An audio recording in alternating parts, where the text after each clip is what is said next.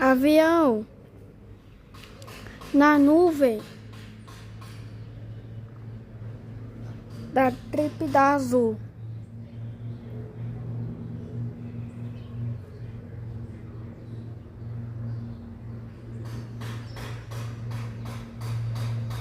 Opa!